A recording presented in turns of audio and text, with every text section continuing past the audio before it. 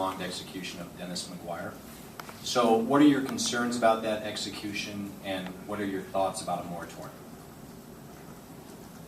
I'm concerned about what Alan Johnson suggested in his coverage.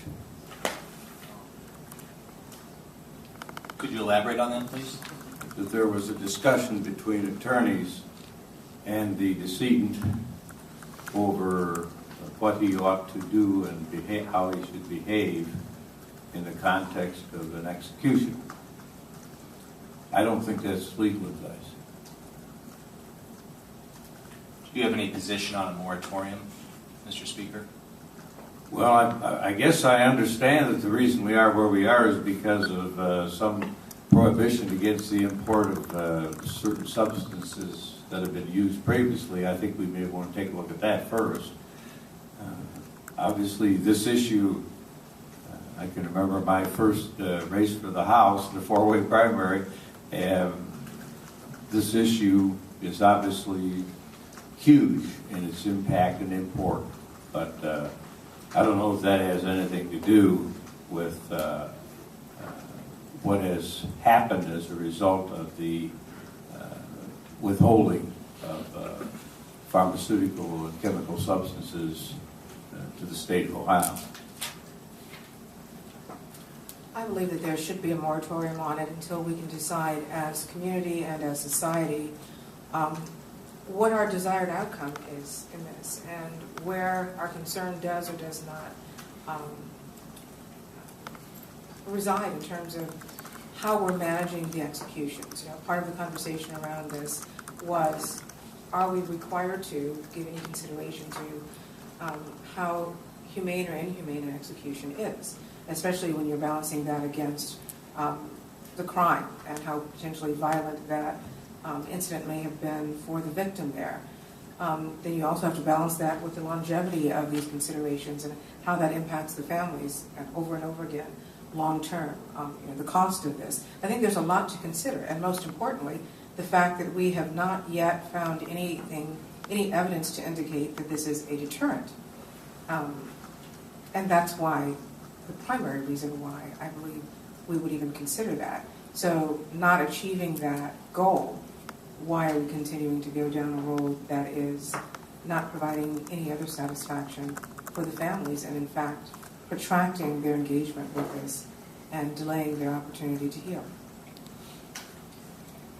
Yeah, I think that we need to keep death penalty on the table, in my opinion. You know, I think that we, at the same time, making sure that we find the most humane ways possible to deal with this issue.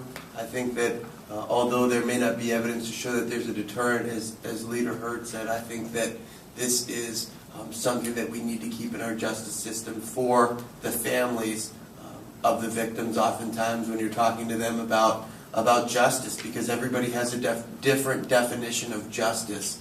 And so I think that a moratorium or taking it off the table at this point isn't something that I would support. I'm not speaking for all my caucus members, but for me personally, to answer your question. One of the things I just want to echo is I heard Leader Hurd and Senator Schiavoni mention something that gets lost in this discussion about this last execution is about the victim. I used to represent Preble County where this gentleman committed his crime.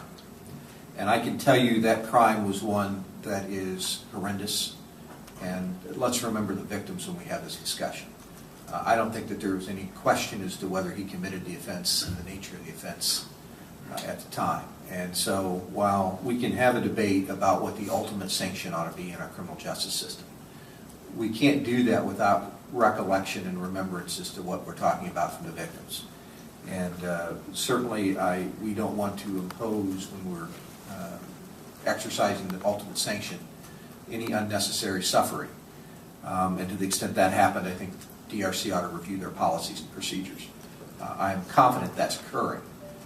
But I do think we can't have a logical discussion on this unless we remember the pain and agony that the victim went through as the crime that gave rise to this sanction. And the judicial system was very thorough in this case. So I think you just need to remember that when you're taking all of this in context. Specifically, though, what about a moratorium, Mr. I don't think my caucus supports a moratorium at this time. And from that perspective, again, I think we need to make sure that we have an ultimate sanction and that we do it in a balanced approach. I am always concerned that we have a system that justice gets served. And in this case, in particular, I think most people agree that's not the issue. The issue might be the protocols that were used by DRC. But the issue surrounding this case, I don't think there was any question about the gentleman's guilt and the nature of the victim, the crime that he committed. Okay, I'll just go forward unless someone else